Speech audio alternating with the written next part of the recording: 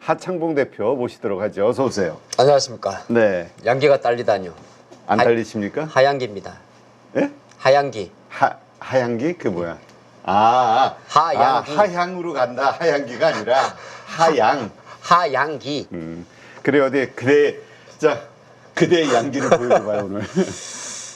대책이 나올 수 있나 근데? 글쎄, 그래도 모르죠. 기술의 진보라는 건 분명히 또 어디선가 돈 투자해가지고 하다 보면 방법이 나오지 않겠어요? 여러 가지 시도를 좋은 하면서. K 배터리 쓰면 되죠. 뭐 그것도 방법일 수 있고. 그게 방법이죠. 네, 우리나라가 2차 전지 국가적으로 밀어주면 되는 거죠. 아니 불나고 뭐 소화기 갖다 두는 게 뭔 그거는 소 읽고 외양간 고치기지. 네. 왜 벤츠는 중국산 전기차를 써가지고 그 참. 예. 자, 아침부터 양기 대신 국뽕을 날리시는. 아니, 그러니까 이게 딴 게 아니라 그냥 여당 음. 같은 게 아니라 제가 사실 준비한 멘트는 아닌데 이 수혜는 K 배터리가 받는 거 아닐까 생각도 들고. 근데 그렇게 봐야 될 것 같은데. 그리고 현대차, 기아차도 조만간에 이제 배터리 제조사를 공개를 한다 그러잖아요. 물론 이제 우리 국뽕의 느낌에 빼고 이제 우리 국산 배터리가 무조건 좋다고는 못하겠지만은 상대적으로 이게 또 반전의 트리거도 될 수 있지 않을까 하는 그런 생각도 해봤거든요, 사실은. 네, 그래서 약간 그 이야기고 시장 이야기 하겠습니다. 네. 어젯밤 해외 시장 이야기를 뭐 아마 중복됐겠지만 가장 제가 좀 주목 있게 본 거는 두 가지인데, 금 가격이 오른 거하고 유가가 오른 거거든요. 그러니까 장은 반등은 하는데 사실 모든 투자가 일주일 동안 공통점이 반등은 하는데 찝찝하다는 거거든요. 그렇죠. 네, 그러니까 그런 중에 이제 제일 찝찝한 게 금이 올라가는 게 또 찝찝한 거죠. 찝찝하고 주식은 항상 이렇게 깔끔하게 움직이지는 않는데 물론 금 선물의 가격입니다만 온스당 2,500달러까지 올라간다는 거는 뭐 두 가지가 있을 수는 있어요. 뭐 시장에서 계속적으로 나오는 전쟁 우려감도 좀 있을 수가 있고 또 유가 뭐 아니면 또 이제 큰 관점에서 추세적으로 이제 금이란 게 어떻게 보면 달러 약세 상대적인 상품이잖아요. 그러니까 달러 돈의 가치가 떨어지는 게 이제 수세적으로 보이기 때문에 뭐 그런 관련도 있을 수 있는데 주가 관점에서는 사실 금이 상승세가 그렇게 도움이 되지는 않습니다. 시장에서 움직이는 그 금 관련주가 많은 것도 아니고 그리고 금 투자에 대해서도 수익률 자체가 주식 투자하시는 분 관점에서는 거의 뭐 그러려니 콧방귀 끼고 맙니다. 왜냐하면 이제 아예 훅 빠졌을 때는 상관이 없는데 올라가 있을 때는 말이죠. 지금 금이 이제 뭐 최근 5년 내 최고가잖아요. 근데 이제 요거는 투자론적인 관점은 벗어나서 일정 부분 자금 자체가 여전히 계속적으로 저는 달러 약세에 베팅하고 있지 않나 그걸 이제 포커스를 잡으시면 좋을 것 같고요. 우리 장으로 돌아오면 적어놨는데 일단 좋은 것부터 말씀드리면 변동성이 축소되고 있습니다. 근데 이거는 좋다는 표현보다는 쉽게 말해서 이제 급하게 하락은 하지 않는다. 현재까지 놓고 보면 그러고 8월 달부터 이렇게 이제 이런 코스피 지수인데 2,700선에 있던 지수가 뭐 한 대략적으로 500포인트 빠졌었거든요. 장중 고점으로 놓게 보게 되면. 네. 근데 이제 우리가 하루 일종의 변동폭을 말하는데 이제 이게 선물의 변동폭입니다. 그러면 아침부터 숫자가 작구나. 예, 서킷 브레이크가 걸렸을 때가 35 정도 갔었고, 그 다음에 13.65, 9.75, 8.5, 6.9, 4.85.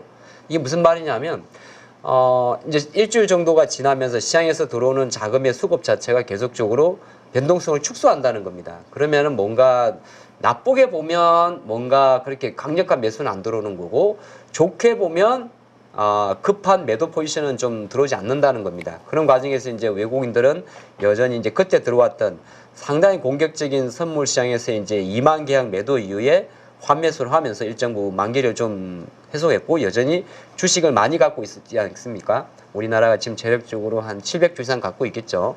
거기에는 해지성 상품으로는 선물 쪽에서는 매도 포지션을 취하고 있다 그렇게 보는데 중요한 거는 변동성은 축소되고 있는 게 지금 장의 특징이죠. 그러니까 때를 기다리는 데는 조금 여유 있는 때를 기다릴 수가 있습니다. 적극적인 매매를 떠나가지고 그렇게 보시기 좋을 것 같고 두 번째는 그럼에도 불구하고 이제 여기서 하나 이제 끄림칙한 게 뭐냐면 끄림칙한 건 없어요. 시장 올라가서 나쁜 건 없으니까 어쨌든 간에 원래 출발점 자체가 여기잖아요. 코스피가 2,700포인트 위에 있으면 100포인트 더 올라야 되거든요. 네. 시장에서는 어느 정도 다 올라왔대 이렇게 계산하시는 것 같은데 그거는 월요일날 쇼크 기준으로 보는 거지 실제로 출발점은 그 위였단 말이에요. 금요일부터 출발해야 됩니다. 그러면 시장 관점에서 2,700포인트 중반을 넘어가야 본격적으로 우리가 시세 평가를 할 수가 있어요. 그러니까 그거는 이제 아직까지 100포인트 시간이 남았기 때문에 언제 갈지는 알 수는 없습니다. 근데 제가 보니까 이번 주는 어려울 것 같고요. 코스닥도 마찬가지입니다. 코스닥도 800선이 넘어가야 원위치 자리예요. 그러니까 월요일 기준으로 회복되는 거는 실제적으로 어느 정도 개발하게 나왔기 때문에 좋긴 한데 여기 보면 하나의 그게 나옵니다. 이게 이제 원래 다이버전스라는 단어는 MACD나 MACD 오실레이트에서 사용하는 단어인데 그냥 복합적으로 이야기하게 되면 시장은 저점을 높이면서 올라갔는데 거래량은 고점을 낮추면서 내려간다는 거죠. 그럼 이거는 이제 요 서킷 브레이크 걸렸을 때 일시적 거래량이 있기 때문에 어느 정도 볼 수 있습니다만은 실제적으로 놓고 보게 되면 지수는 여기까지 올라왔는데 거래량이 계속 감소한다는 거는 한편을 놓고 보게 되면 기술적 반등의 쇼커버 성격은 있는데 그게 그리 강하진 않다 그렇게 추정할 수가 있고요. 근데 이제 조금 좋은 거는 뭐냐 하면 뭐 지수를 이렇게 변동성이 워낙 클 때는 이렇게 마디 가격을 걷지는 않습니다. 걷지는 않는데 지금은 변동성이 조금 완화되고 있기 때문에 최소한 우리나라 주가 지수가 요 2580이라는 자리가 대략 5일선인데 요 정도에서는 조금 안정을 취하는구나. 그래서 약간 한 2, 3일 동안 장을 조금 떠났다면 조금씩 기업들 펀더멘털이나 개별주에 볼 필요는 있겠구나. 그렇게 보시는 게 좋을 것 같고요. 다음 이야기는 뭐냐면 그런데 이제 이렇게 제가 밑에다가 다 저의 그 제목을 통해 가지고 스토리를 적어놨는데 그런데 너무 떨어져 가지고 반등은 좀 더디다는 겁니다. 네. 원래 너무 많이 떨어지면은 반등이 세야 되는데. 그러니까 1차 반등은 세게 들어왔어요. 이게 주봉인데, 그러니까 너무 떨어져서 훅 땡기 들어온 거는 일주일 만에 들어왔는데 위에서부터 밀려와진 여기서부터 떨어진 건 너무 떨어져 가지고 여기 아까 말한 2,700까지 가려고 하니 버겁다는 거죠. 근데 요거 같은 경우는 이제 우리가 뭐 예단할 수 없습니다만은 과연 이거를 당길 수 있는 재료가 뭘까가 가장 중요한 거거든요.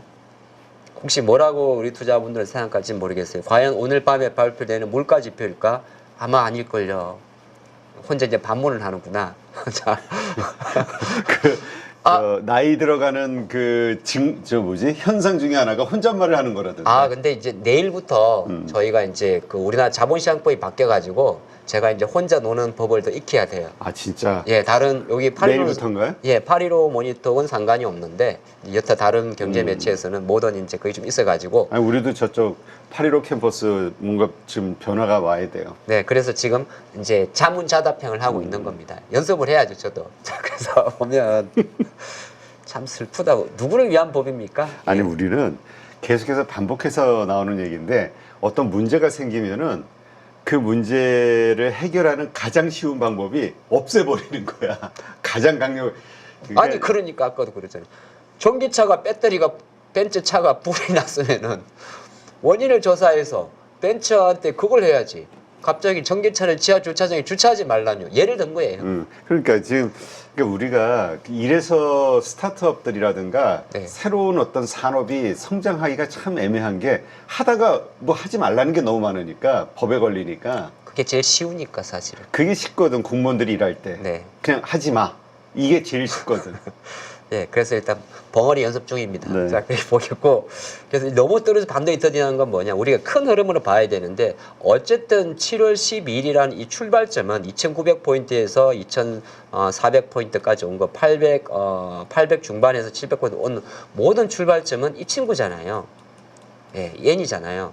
중간에 이제 미국의 물가 지표도 있고 하겠습니다만 사실 N으로 출발했기 때문에 이거는 나름대로 N으로 풀어야 되는데 풀 수가 없는 상황이 됐죠. N 자체가. 왜냐하면 어차피 미국, 일본 같은 경우가 정책적으로 저금리 N저를 이제 어느 포기한 정책은 맞은 거니까. 그러니까 생각보다 원위치 가는 데는 조금 더딜 수 있다 보는 거고. 근데 그렇다고 해서 뭐 무조건 부정적으로 볼 건 아니에요. 우리 투자 마음속에 올라는 간다. 근데 조금 더디구나. 그래서 급하게 제가 지난주에도 말씀드렸는데 급하게 뭐 리밸런싱이나 이런 건 필요 없습니다만은 종목을 좀 보면서 힘을 좀 보시면 좋을 것 같고 좋은 에너지를 푹푹 넣어드리면 오히려 이것 자체가 덕이 된 경우가 있어요. 어떤 거냐면 시장이 이제 급락이 나오게 되면 어떤 현상이 나오냐면 이거는 보통의 패턴인데 빨리 올라갑니다. 지금 보면은 지수도 빨리 올라가고 파란색이고 종목 수도 빨리 올라지거든요. 그러니까 종목 수가 물론 이제 그럴 수는 있어요. 아니 뭐 만원짜리가 7,000원 갔다가 7,100원, 7,200원, 7,300원 그럼 이렇게는 잡힙니다. 근데 절대 수익률은 원칙 가지 않습니다만은 종목의 상승 종목 수는 많아지거든요. 근데 요거 자체가 양 시장에서 똑같이 만들어냅니다. 그래서 급락이 만들어내는 공생지표라는 게 뭐냐면 지수가 이렇게 확 빠져버리게 되면 확 올라오기 때문에 그 다음부터 이제 예를 들어서 여기서 강력한 주도주가 나오면 괜찮습니다. 예를 들어서 달라지는데 중요한 이야기인데 지수를 다시 코스피가 2700 주봉이고 코스닥이 800선까지 땡길 때 만약에 코스피 쪽에서 삼성전자나 하이닉스가 확실히 땡겨준다든지 코스닥 쪽에서 알테오젠 바이오 또는 에코프로 BM이 확실히 땡겨주면은 어떤 현상이 생기냐면 이 현상이 안 생깁니다. 지수만 올라가고 딴 내려가는데 그럼 이 모든 조합을 만들어 보면 앞으로 좀 더디겠다 생각하게 되면 오히려 잘 된 겁니다. 어떤 식으로? 지수와 상승 종목의 동행성이 갖춰진다는 거죠. 그러면 지금까지 말씀드린 한 20분 동안의 모든 이야기를 좀 플로를 종합을 해보면 지수는 느리게 반등하면서 지수 시가총액 일부 종목의 상승 탄력성이 그리 획기적이지 않으니 전 종목으로 골고루 올라갈 수 있는 반등할 수 있는 폭은 조금 넓혀졌다고 보는 겁니다. 넣은 거고 이제 이번 주가 지나고 나면 아직까지는 실적 발표 때문에 시간의 변동성도 좀 커요. 그리고 오늘장 같은 경우는 아마 또 어제 좀 쉬었던 유가 관련주나 또 전쟁 관련주가 움직일 수 있고 또 다른 한편으로는 유가가 배럴당 80달러가 왔기 때문에 심리적으로 인플레이션 부담감을 잠깐 줄 수도 있습니다. 그래서 오늘 장만 놓고 보게 되면 조금 그렇게 좋아 보이진 않지만은 한 가지 제가 미국 증시에서 딱 바라볼 때 어제도 제가 미국 증시를 이렇게 쭉 봐봤는데 요즘에는 이제 다 원위치를 갔거든요. 시장에서는 계속적으로 이제 미 언론이 해리스의 지지율을 계속 강조를 하고 있습니다. 이게 사실 해리스든 트럼프든 누가 될지는 아직은 모르는 상황이고 실제로 민주당 전당대회가 다음 주 19일부터 진행된단 말이죠. 근데 최근 이제 한국 정치에서는 또 정작 해리스가 된 것처럼 시장에서 베팅을 하는 그런 모습을 보면서 이거 정말 너무 냄비 정치 아닌가 그 생각도 하거든요. 너무 표현이 그랬구나 아침부터. 그러니까 너무 가볍지 않겠느냐 그런 생각을 하는데 뭐 그거는 이제 테마 영역이기 때문에 그렇게 보면 그렇고 어저께 제가 그런 걸 잠깐 느꼈어요. CSN드와 이 풍력과 태양광 주의 반등을 보면서 이거 쇼커버 같은데 그 생각도 좀 들었거든요. 예, 물론 실적 잘 나온 종목들인데 시장은 건듯 이렇게 이야기를 합니다. 해리스가 될 것 같다. 그래서 해리스 관련주, 민주당 관련주 해가지고 IRA를 받는 태양광 풍력 쪽에서 좋아진다. 그렇게 이야기를 하거든요. 근데 그건 상당히 지엽적인 겁니다. IRA를 받는 거는 반도체, 태양광, 반도체 전부 다입니다. 근데 유독 태양광 관련주와 풍력 관련주가 움직이다 보니까 또 그 뉘앙스가 나오는데 CS 윈드라는 회사라든지 이런 회사가 싼 거는 맞아요. 실적 대비해서는. 근데 이번 CS 윈드 실적에서는 빅베스가 아니라 빅게인이 있었잖아요. 그러니까 모든 걸 우리가 보이는 이 실적 발표를 가만히 보게 되면 뭐 충당금이 환입됐다든지 그런 것들이 좀 있기 때문에 그런 관점에 놓고 보게 되면 일단 시장은 조금 해리스 쪽으로 베팅하는 모습인데 아직까지는 그런 결론은 모르겠다. 그렇게 볼 수 있을 것 같고 이거는 갑자기 옆으로 이야기인데 우리가 나스닥 지수가 QQQ잖아요. 이 구성비를 보면 이 시가총액을 구성하는 미국도 우리가 다 미국 따라왔으니까 QQQ 나스닥 100 같은 경우는 여기에 비중이 제일 큰 게 실제적으로 애플입니다. 엔비디아가 아니에요. 네. 엔비디아 비중이 큰 거는 잠깐만 속수도 엔비디아의 그 정도입니다. 어쨌든 간에 비중을 놓고 보게 되면 제가 볼 때 3조 달러 클럽에 들어갔던 친구가 애플, 마스터, 엔비디아가 있고 2조 달러 클럽에 들어왔던 게 아마존이 있고 나머지는 조금 작습니다. 메타가 조금 크죠. 근데 여기서 놓고 보게 되면 현재 상태에서 지금 모든 퍼즐을 좀 맞춰볼 때 어쨌든 AI 실적 버블 관련해서 빠졌던 종목이 마소, 엔비디아, 브로드컴 뭐 요 정도 있을 수가 있고 메타까지 있을 수 있고 테슬라는 열애고 나머지 구글 같은 건 조금 열애가 될 수 있고 애플 같은 경우는 사실 AI 버블 쪽으로 움직인 건 아니에요. 이게 실적 발표하고 많이 움직였긴 했는데 사실 AI 인텔리전스에 대해서 시장에서 긍정적으로 평가를 하면서 애플의 주가를 당긴 건 아니거든요. 애플은 결정적으로 안전자산의 성격과 밸류업 측면이 좀 있었고 추주하는 정책이 있었으며 9월 한 17일 정도 예정인 애플 16에 대한 기대감이 있다면 저는 사실 그래서 나스닥 지수를 가만히 보면서 이 와중에 애플은 강하지 않을까 생각을 합니다. 그러니까 상대적으로 강한 거죠. 어제 밤새 엔비디아 주가가 대략 110달러 정도를 가자가자 하긴 했는데 아직까지는 그렇게 롱 포지션이나 숏 포지션이 들어오는 것 같지가 않아요. 그러니까 무슨 말이냐면 그 안에 들어가는 그 베팅 자체는 그냥 조금 100달러 이탈했으니까 들어왔던 일부 자금도 있고 또 엔비디아 실적 발표가 8월 28일 있으니까 그거 보고 움직이겠다는 액션이 좀 많아서 그렇다고 쇼 포지션도 여기서 점정하는 것 같지는 않습니다. 그러니까 8월 28일 예정된 실적 발표를 보면서 움직인다고 한다면 좀 안정적으로 애플 쪽은 움직임이 나쁘지 않다. 그래서 제가 다시 한번 정리를 해봤거든요. 애플 밸류 체인을. 네. 어제도 보니까 뭐 그런 것도 있었는데 일단은 지금은 이 종목들은 어떻게 보게 되면 전제가 있어요. 이 종목들이 가려고 하면 어떤 전제냐면 시장이 한쪽으로 쏠리는 게 조금 덜한다. 뭐 예를 들어서 뭐 AI 관련주가 다시 폭등한다든지 갑자기 테슬라가 올라간다든지 갑자기 뭐 미국의 GM이 올라간다든지 근데 그럴 것 같지는 않아요. 제 생각에. 저는 이제 그걸 염두하고 보는 거예요. 시장이라는 거는 섹터를 고르면 앞으로 어떤 그림이 나올까를 보게 되면 되는데 TSMC는 되게 앞으로도 견조할 것 같아요. 어차피 TSMC 비즈니스 사업 자체가 비메모리 쪽이기 때문에 시스템 반도체는 경기를 덜 탑단 말이에요. 메모리 사업보다는. 그러니까 오늘 TSMC라든지 애플의 이런 쪽은 좀 견조하게 움직일 것 같고 그러면 그 관련주 중에서 우리가 애플 밸류 체인이라고 이야기하는 이노텍이라든지 BH라든지 자화전자 같은 경우는 다시 한번 주가가 많이 빠진 상태에서 조금 저점을 잡아줄 것 같고 이제 테슨 같은 경우는 원래 좀 애플 밸류 체인에 들어가긴 들어가는데 변동성이 좋은 종목입니다. 그래서 어제 차트가 되게 이뻤을 거예요. 개별주다 보니까 대성 차트가 보면 거의 신고가 날아가는 차트거든요. 약간 그런 그림이 있는 거고 리동호 같은 경우는 요 라인에 들어가는데 투자론적인 관점에서 놓고 봤을 때는 거의 요 정도 속도로 봐야 됩니다. BH랑 리노고 요 속도. 그러니까 지금 20만 원대 좀 자리를 잡고 있는데 완전 이게 역배열이란 말이에요. 우리 기술적 분석에서. 역배열이기 때문에 이제 조금씩 애플의 주가를 보면서 하이닉스의 하반 경직을 보면서 다 같이 봐야 됩니다. 근데 20만 원대 반도체 종목 중에는 나름 원래 회사가 실적이 되니까 좀 잡아주는 게 있고 일부러 제가 이렇게 흐리게 했어요. 두 종목을. 다 생각이 있는 겁니다. 잘 안 보이죠? 일부러 그랬어요. 브라인드 음영 처리. 근데 애플 밸류 체인 그러면 많은 투자분들이 지난번에 인텔 AI 플리토 있고요. 하이비즈 시스템 있지 않습니까? 몇 개 딴 것도 있는데 이것들은요. 근데 왜 제가 허리게 해놨냐면 지금은 애플 인텔리전스입니까? 네, 뭐 하여튼. 애플 AI. 그게 메인이 아니거든요. 그러니까 제가 본 건 왜냐면 그냥 애플 아이폰 16 출시 그리고 연간 판매량 잘하면 4년 사이클에 걸리니까 8천만 대 후반에서 9천만 대까지. 그러니까 거기 들어간 애플 인텔리전스, 애플 AI 관련된 이슈보다는 하드웨어 쪽에 포커스를 맞춘 거죠. 예, 그런 관점으로도 볼 필요가 있지 않나 보겠습니다. 그래서 허리게 했어요. 네. 뭐 하여튼 뭐 이게 최선이시라니까. 아니 이제 요거는 이게 뭐 오늘 주도주가 이런 걸 떠나가지고 상대적으로 볼 때 그래도 애플은 상대적으로 이제 시가총액 그 미국 정식 기준으로도 같은 AI인데 AI의 버블론의 이슈에서는 아직 벗어난 거잖아요. 애플이 AI로 돈을 버는 비즈니스는 아니니까.